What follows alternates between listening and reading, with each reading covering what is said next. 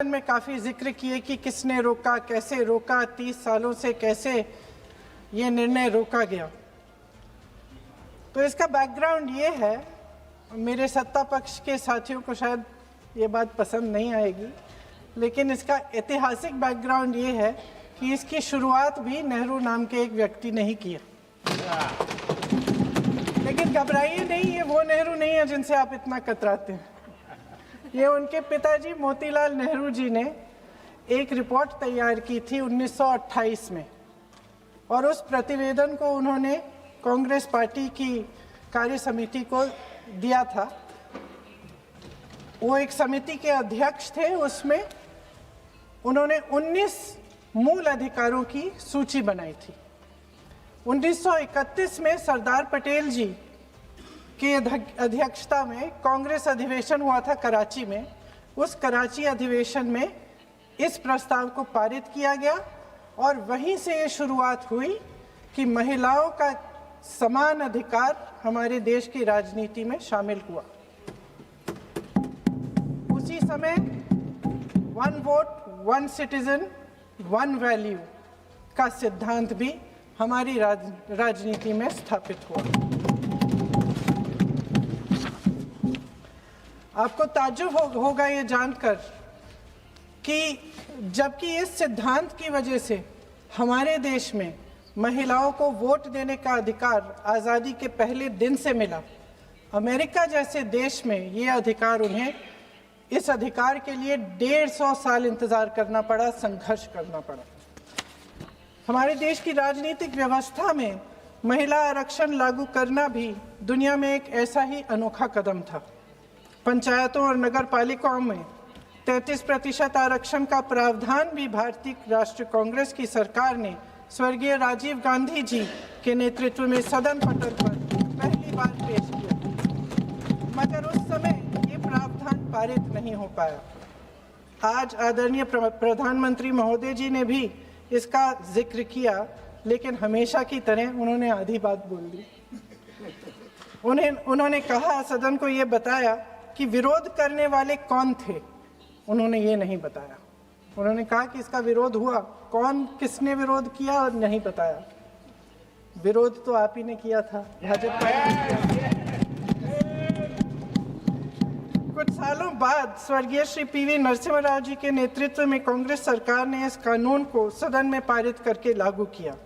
आज अपने भाषण में प्रधानमंत्री जी ने जब पंचायत की आंदोलित महिलाओं का जिक्र किया, तो ये समझ लीजिए कि इस कदम के चलते ही आज 40 लाख पंचायत प्रतिनिधियों में से 15 लाख महिलाएं हमारे लोकतंत्र में भागीदार हैं।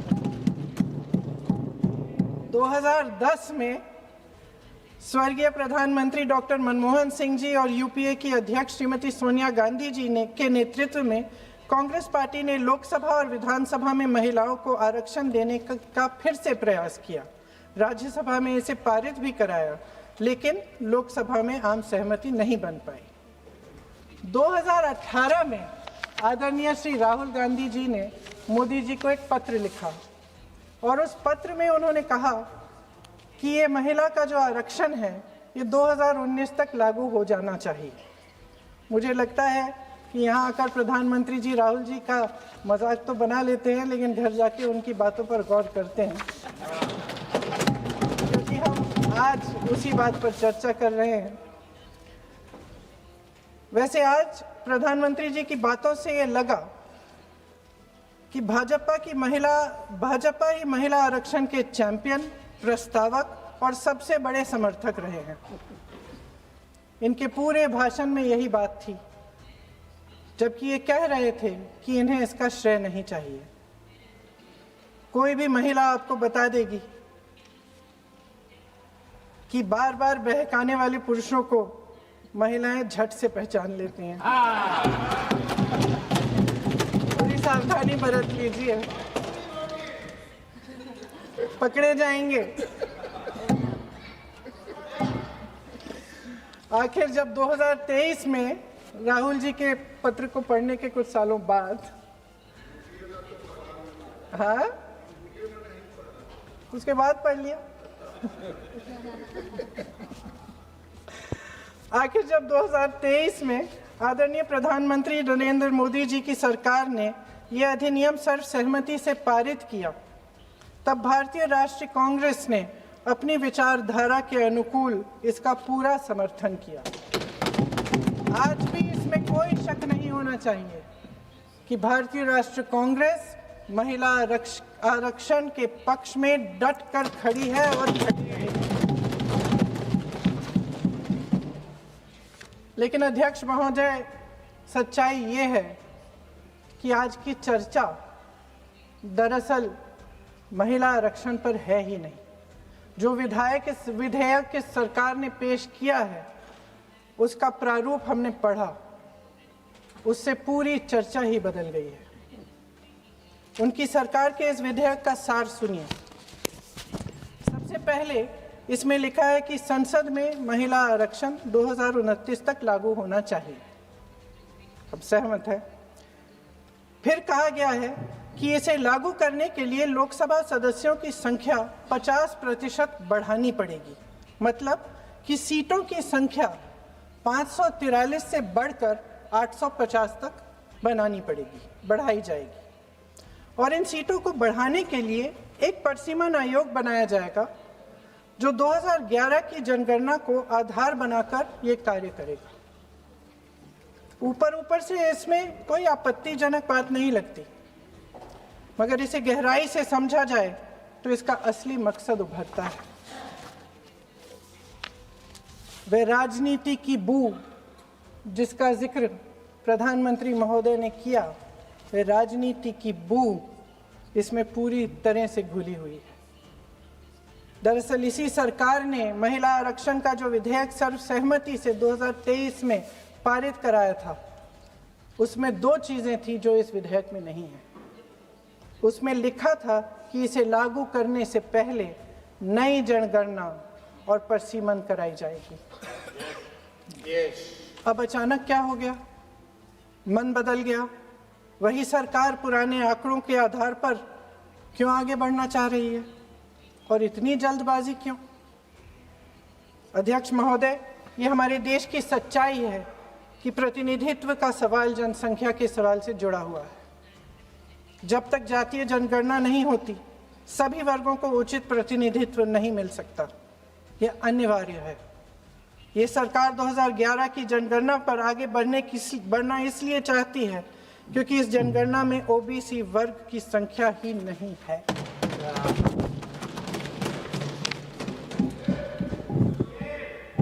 आज प्रधानमंत्री महोदय ने बड़े हल्के में बोल दिया कि इस वर्ग और उस वर्ग के बारे में हम बाद में देख लेंगे।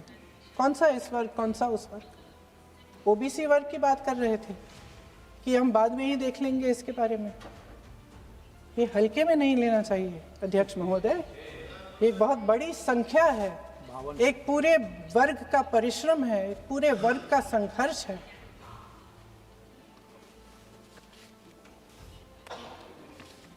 इसे टेक्निकल मुद्दा बता के उन्होंने अपना पल्ला झाड़ दिया। हम इनकी मांग कर रहे हैं, हम इनकी ज़रूरतों को आगे कर रहे हैं, हम कह रहे हैं कि इनको भी अपना हक मिलना चाहिए, और प्रधानमंत्री जी ने उसको एक टेक्निकल मुद्दा बता दिया। हमारे प्रधानमंत्री महोदय किस बात से घबरा रहे हैं? इसी बात से ना कि जब नई जनगणना होगी तो इस ओबीसी वर्ग के असली आंकड़े निकलेंगे और उसमें पता चलेगा कि ये वर्ग कितना मजबूत है, कितना बड़ा है, और उसके हक को कोई नकार नहीं पाएगा। 2011 की जनगणना को परिसीमन का आधार बनाकर प्रधानमंत्री जी ओबीसी वर्ग की ये हक छीनना चाहते हैं। उनके साथ एक बहुत बड़ा अन्याय करने जा रहे हैं। अध्यक्ष महोदय, कांग्रेस पार्टी कभी नहीं होने देगी। हमारा संविधान सबका है, ये देश एक एक देशवासी का है। किसी एक का हक छीनकर इसे नहीं चलाया जा सकता। इस विधेयक में सिर्फ यह अभाव नहीं है, एक और खतरनाक अभाव है। संसद का 50% विस्तार प्रस्तावित है, लेकिन इसके लिए कोई ठोस प्रक्रिया के बारे में एक भी शब्द नहीं लिखा है। आश्चर्य की बात यह है कि इतने बड़े परिवर्तन के नियम क्या होंगे, कैसे किया जाएगा, इसके बारे में पूरे विधेयक में एक भी शब्द नहीं है। महोदय, संसद में भारत के हर प्रदेश की भागीदारी 1971 में निश्चित तौर पर तय की गई थी और इसमें परिवर्तन लाने पर रोक लगाई गई थी, लेकिन इस विधेयक के तहत ये सब बदलने जा रहा है। आदरणीय प्रधानमंत्री महोदय जी और उनके अन्य मंत्रियों के खोखले आश्वासनों के बावजूद यह निश्चित है कि संसद में प्रदेशों के वजन का परिवर्तन किया जाएगा। हमारे लोकतंत्र की व्यवस्था में इतने बड़े परिवर्तन के लिए पूरी प्रक्रिया बनी हुई है, मगर इनकी योजना यही है कि प्रक्रिया को नकारा जाएगा। जिस तरह असम में इन्होंने मन चाहे सीटों को काटा पीटा, विपक्षी दलों के नेताओं की सीटों का विभाजन किया और अपने राजनीतिक फायदे के लिए नई सीमाएं बनाई, उसी तरह ये पूरे देश में इसका मतलब ये है कि परिसीमन आयोग में सरकार द्वारा चुने गए 3 जने इस पूरे देश के प्रदेशों का वजूद, देश के लोकतंत्र में उनकी भागीदारी और उनका महत्व तय करेंगे। लोकतंत्र को खत्म करने की शुरुआत तो इस सरकार ने चुनाव आयोग, न्यायपालिका, मीडिया और अन्य संस्थाओं पर अपना पूरा दबाव डालकर शुरू कर ही लिया था, मगर अब लोकतंत्र पर खुला वार होने जा रहा है। अगर ये विधेयक पारित होता है तो समझ लीजिए कि इस देश में लोकतंत्र खत्म हो जाएगा। अध्यक्ष महोदय, मौजूदा सरकार एक बार फिर इस देश की जनता की आंखों में धूल झोंकने का काम करके देश की अखंडता पर बहुत बड़ा हमला कर रही है। एक तरफ महिला आरक्षण की बड़ी बड़ी बातें, तो दूसरी तरफ गुप्त रूप से ओबीसी वर्ग का हक छीना जा रहा है और कुछ प्रदेशों की ताकत कम करके लोकतंत्र की धज्जियां उड़ाकर अगले चुनाव के लिए अपनी पार्टी की मजबूती का ढांचा बनाया जा रहा है। हंस रहे हैं गृह मंत्री जी, हंस रहे हैं। पूरी योजना बना रखी है। चाणक्य आज अगर जिंदा होते तो वो भी चौंक जाते आपकी राजनीतिक कुटिलता पे।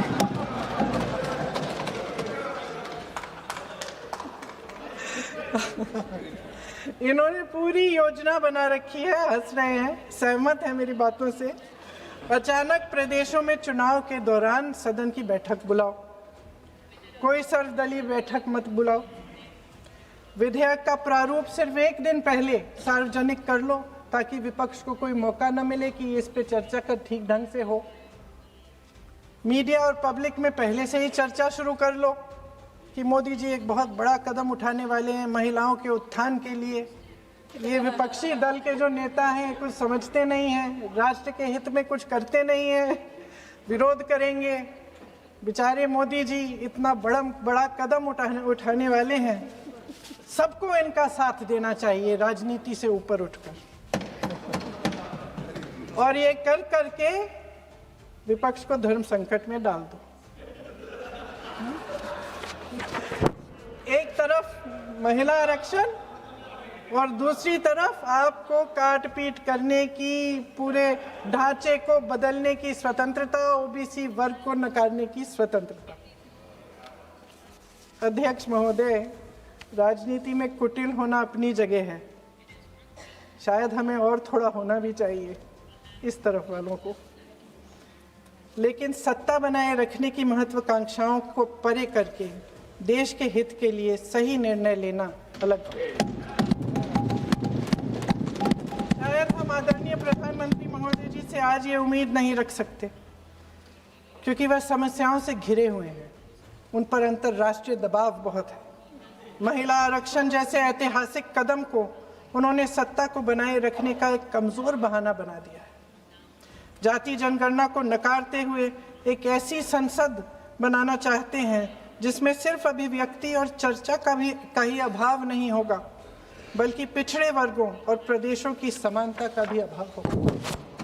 हमारी मातृभूमि की अखंडता का आधार है 1 सिटीजन 1 वोट 1 वैल्यू। अलग अलग राज्यों का दर्जा बगैर किसी संवैधानिक प्रक्रिया के तय करना इस अखंडता पर वार है। इससे हम कैसे सहमत हो सकते हैं? अध्यक्ष महोदय, इन्हीं 543 लोकसभा क्षेत्रों में से महिलाओं को 33% आरक्षण क्यों नहीं दिया जा? अगर पद खोने का डर नहीं है तो कुछ लोग अपना पद खो लें।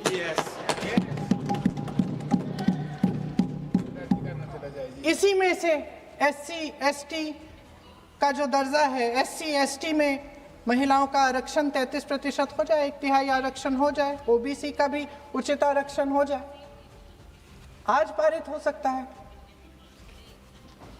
शुभ काम भी हो जाएगा, बेवजह प्रक्रियाहीन परिसीमन से देश का नुकसान भी नहीं होगा और काला टीका भी काम आ जाएगा।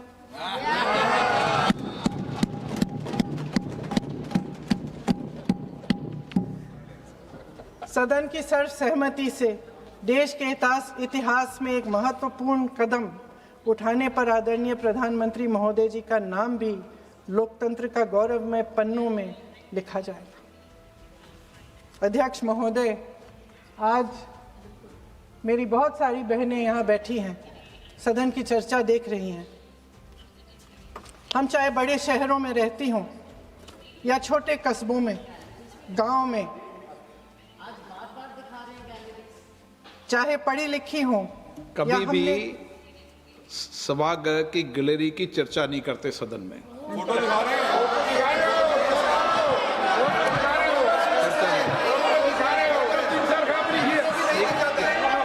एक मिनट महोदय, मैं थोड़ी अभी भी थोड़ी नई हूँ, मैं समझ जाऊंगी। प्रियंका जी, एक मिनट।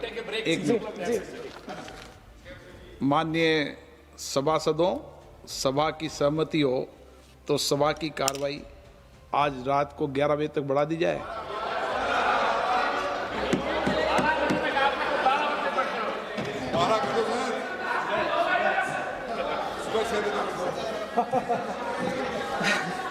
अध्यक्ष महोदय, हम चाहे बड़े शहरों में रहती हों या छोटे कस्बों और गांव में, चाहे पढ़ी लिखी हों या हमने अवसरों की कमी का सामना किया हो, महिलाएं ही अपने समाज का बोझ अपनी दृढ़ता और मजबूत इच्छा शक्ति से अपने कंधों पर उठाती हैं। हम ही वह अथक कर्म शक्ति हैं जो हमारे राष्ट्र को आगे बढ़ाती हैं। दर्द और तकलीफें सहने की हमारी क्षमता असीम है। लेकिन अध्यक्ष महोदय, आज इस संसद में खड़े हुए मैं खास तौर से अपने पुरुष साथियों को याद दिलाना चाहती हूँ कि इस देश की महिलाएं निडरता पूर्वक जीवन के कठिन से कठिन परिस्थितियों में अपने हक के लिए लड़ना भी जानती हैं। घोर अंधकार से भरी रात में उठकर एक नई सुबह का दावा करना जानती हैं। इस देश की महिलाएं वे जबरदस्त सामूहिक शक्ति हैं जो इस देश के भविष्य को आकार दे रही हैं। इसलिए अध्यक्ष महोदय, आपके द्वारा मैं आदरणीय प्रधानमंत्री महोदय जी को ये कहना चाहती हूँ कि अगर वे इस ऐतिहासिक कदम को ईमानदारी से उठा रहे होते तो पूरा संसद इनके साथ एकजुट होकर इसे पारित करता। लेकिन देश की महिलाओं के नाम पर इस देश के बुनियादी ढांचे, इसकी अखंडता के साथ खिलवाड़ करने की कोशिश ने इस विधेयक का मकसद ही बदल डाला है। हमारी संसद को कमज़ोर करके अपनी सत्ता को कायम रखने की एक खोखली कोशिश साबित हुई है। आदरणीय प्रधानमंत्री महोदय जी, इस देश की महिलाओं का वाकई आप सम्मान करते तो उनका राजनीतिक इस्तेमाल न करते। ये आपकी हस्ती, आपके पद, उसकी गरिमा और आपके दायित्व के प्रतिकूल है। आपने ही कहा था कि भारत की हर नारी का ये हक है, उसका अधिकार है, किसी की मेहरबानी नहीं। आज नहीं तो कल उसे ये हक मिलेगा और इस हक को वे पूरी जिम्मेदारी से देश की अखंडता और एकता को बचाने के लिए इस्तेमाल करेंगे। हम आपके इन तीनों विधेयकों का सख्त विरोध करते हैं।